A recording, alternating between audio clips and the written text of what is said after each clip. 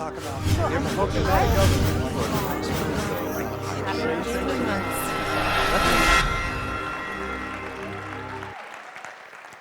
David is a Southern gentleman.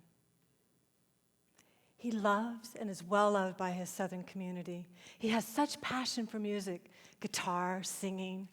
David is very proud that he can speak 15 words. David has Down syndrome, and he's my brother.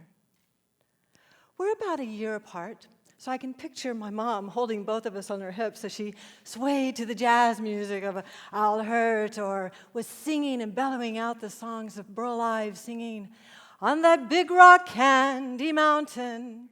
Or perhaps we were sitting quietly on her lap as she sang, Row, row, row your boat. David was born in 1958, the third of 5 children, probably 56 now, and he lives in a wonderful home in Louisiana with his friends and caregivers. My mom visits regularly, and she still sings with David. I would like you to meet David and my mom. David rode his big bicycle, and Smokey would go with him. Oh, David. And he liked songs, and he used to sing, Row, row, row your boat gently down the stream. Merrily, merrily, merrily, merrily, life is but a dream. You like that song, David? Yeah, you want to clap and do that song? Clap. You go, row, row, row your boat gently down the stream. Merrily, merrily, merrily, merrily, life is but a dream. That's a fun song. David is not the only one who has passion for music in that family. I remember playing my red tambourine in 5th grade and joining the choir for junior high and high school.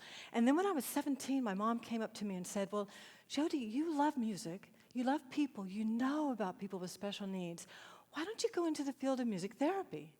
And I said, yeah, sounds great, Mom. I don't know what that is.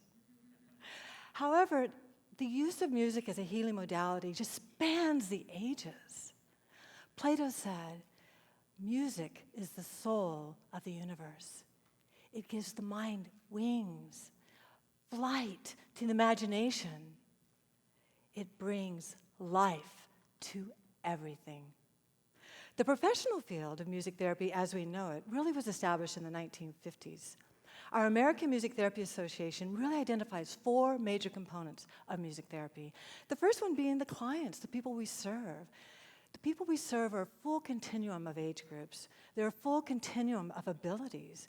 You might see a music therapist working with an early intervention program, or working with a senior that is living with Alzheimer's or Parkinson's. Or you may see them working with adults with developmental disabilities and intellectual disabilities, or perhaps in hospice.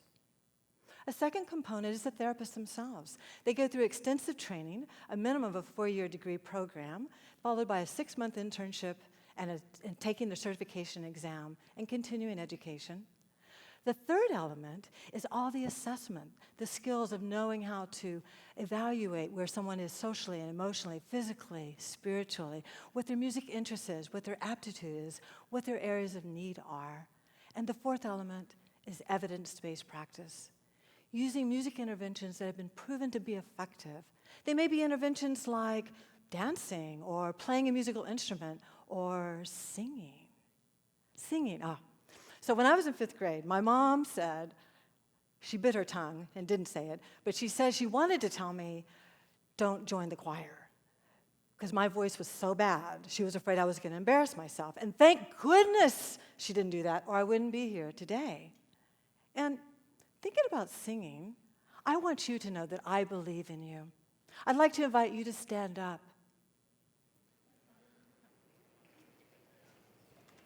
You too can sing. We'll start with the basic heartbeat. So I'm going to invite you to take your hand.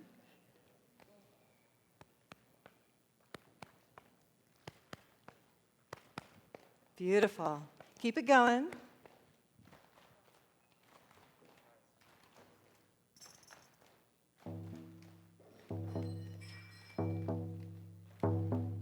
Row, row, row your boat gently down the stream. stream. I can't hear you. Merrily.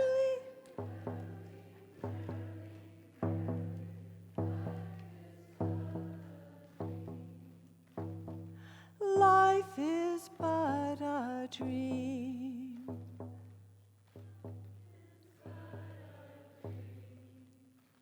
Beautiful. Thank you. Life is but a dream. There was a couple in Astoria, Oregon in the 1950s that were living their dream, but they didn't know what to do with their 2.5-year-old daughter that had a clubfoot, a lazy eye, and questionable cognitive abilities. But her brother, her 6-year-old brother, Jeff, knew exactly what to do. He played with her. He played ball with her. He would comfort her when she was sad. He would laugh with her when she was happy. But one day, Molly was gone. She was gone. And Jeff went to his mom, and he said, Mom, where's Molly? Where's my sister Molly? And the mom said, we're not talking about it. He asked again. Then came the punishment. And he asked again, and then came the silence. Molly had been placed at Fairview Training Center, a large state institution just close to here in Salem. It's been closed since. This story is very close to my heart because I was there. I was in Fairview working at my music therapy internship when Molly was there. I was 22. She was probably, 27? The person I didn't see was Jeff. And the reason I didn't see Jeff is because he made a commitment to his parents to honor their wishes, and he didn't look for her. He didn't seek her out. He waited until they passed on. And as soon as they passed, he went to his dad's files, he found the information, and he looked for her. And he found her 47 years later. He found his sister. He's produced an amazing documentary called Where's Molly? So Jeff came to me because Molly was involved in music therapy, and he says, Jodi, would you please work with Molly and help her learn more words because I really want to communicate with her. And I said, absolutely, Jeff, we'll work on that. And we did. We worked with Molly for several years. Well, it was just the other day I was talking to him, and he said, Jodi, I want you to know I appreciate all the work you did. Molly made great progress. But the thing that touched me the most was the music. When we were engaged in the music and the joy that she experienced in that process. I would like you to meet Molly on the day that I met her for the first time. Molly can play the music. Molly can play the music with Jodi. Molly can play today. Molly can play the music. So I'm hoping that you saw what I saw with David and Molly. There was a time when they were listening to the music, but what happened was when they actively engaged in the music making is when they sparked. So we know that as music therapists, and we know it's important to figure out what aspect of music really sparks someone. It might be we might use piano or a keyboard, we might use a drum, or we might use an accordion, we might use my red tambourine, we might use maracas, we might use a clicker-clacker, because they all provide different visual, auditory, and tactile stimulation. Did you notice with Molly, when I was playing for her, and she listened, and then I offered her the mallet, and she looked at the mallet, and she felt it. She had to explore it first, and then she played, and then she went, whee! That's what I did when I discovered the marimba. I was like, woo!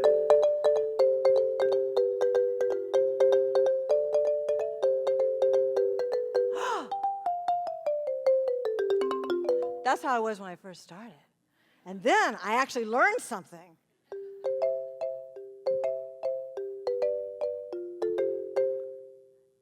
I loved it. I stayed with it 13 years.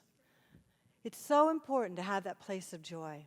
Now, did you know that we haven't found a musical center in the brain yet? We've been looking for it. But what we're finding is that music making is a global phenomenon. We have 2 hemispheres to our brain. We have 4 major lobes. And I'll show you how it works. Okay, so I'm standing here, I see that. So my occipital lobe is really getting fired up. It's seeing something over there. My frontal lobe goes, I think that's an accordion. And then my cerebellum goes, let me get my coordination and balance so I can go over and pick it up. And my gross motor fits in here and picks it. Oh, my temporal lobe was just stimulated because I heard a sound coming out of it. And then, oh, my parietal lobe is really excited because I'm touching it and I can feel the texture and processing all the stimulation that's going on. And I'm just, now my limbic system is kind of excited because I'm like thinking anticipation about what's going to happen here. And then my frontal lobe is going like, is this an accordion, or is this like a push me pull you, or a stomach Steinway, or a belly button pincher? What is this thing? In the meantime, my limbic system is going, this is fun, I want to do some more.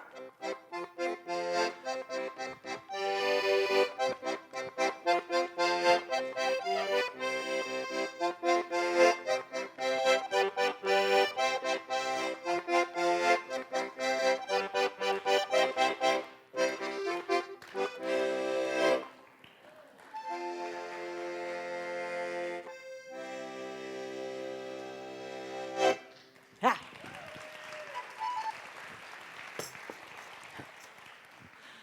So much fun. Everything is lit up. Happy. You know why? Because when I was playing that, my cortisol stress level went down. And the dopamine in my brain went off the roof. It was up there. And it makes me think of a story. I was walking with a friend of mine, and I was talking about music therapy because I get all excited.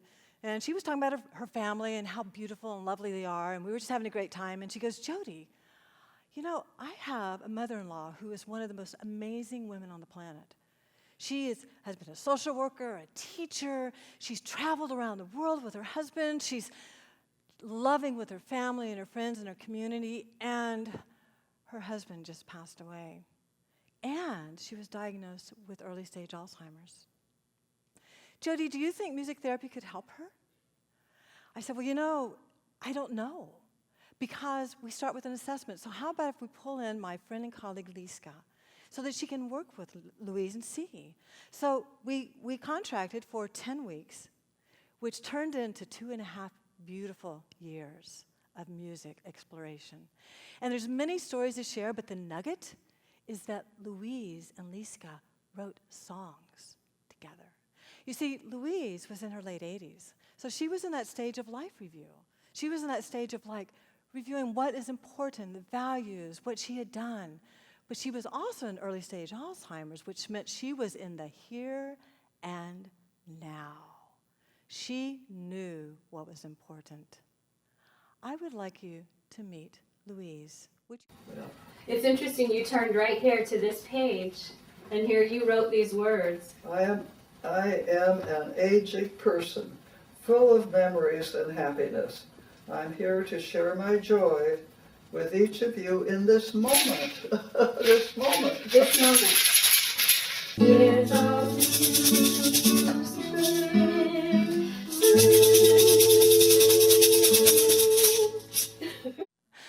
So Alicia asked Louise, she goes, well, how is it that you like music? What do you like about it? And Louise says, well, it just makes me happy. And it's hard for me to imagine anyone feeling sad or alone when they're singing. So when does that start? When does that relationship between two people sharing music happen? I think it happens at conception. It happens at the very beginning. That little developing fetus is feeling the vibrotactile rhythms of the mother's breathing, the mother's heartbeat, the blood flowing. And then by the 5th month in utero, they can hear. They can hear, and they hear the sounds, and they hear the sounds outside as well. So when does the child move from that passive stance of listening to active music making? Well, Baby Rose is an expert in this. Baby Rose just sang a little duet with her mom, and she is only 9 weeks old. Please meet Baby Rose.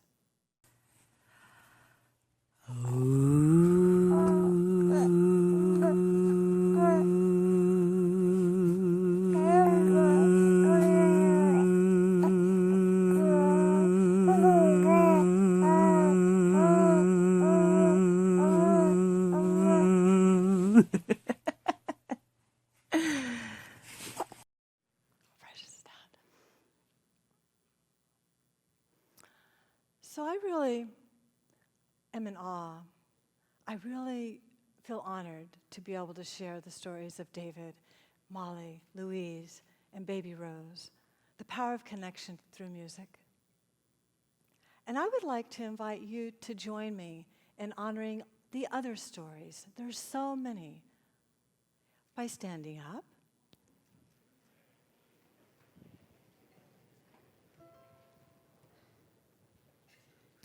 What we're going to do is we're going to be the soundtrack to some beautiful slides of connection. And the song that we're going to sing was written by a professional colleague and friend of mine, Kalani Das. And he taught the song, and I said, so, Kalani, can I share this at the TED Talks? And he says, absolutely, share it around the world. And it's a call and response. And I'll start.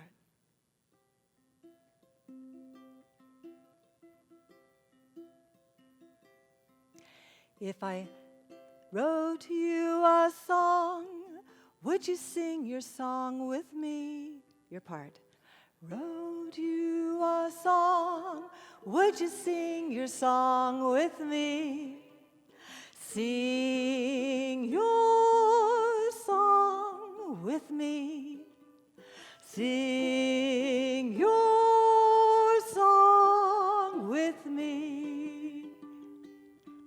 If I taught you some steps, would you dance your dance with me?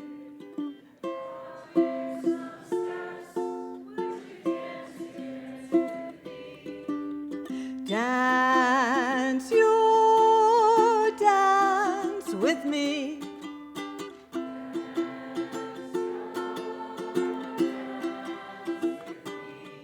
If I played you a beat, would you play your drum with me?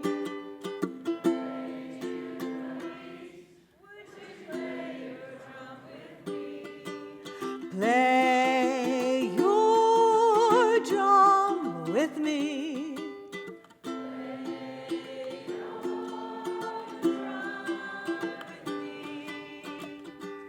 If I reached out my hand, would you share your love with me?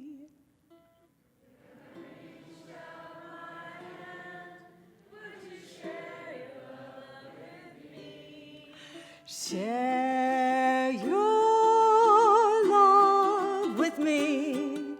Share your love with me. Share your love with me. Share your love with me. I said, share your love with me. Share your love with me. Healing connections through music therapy, that's how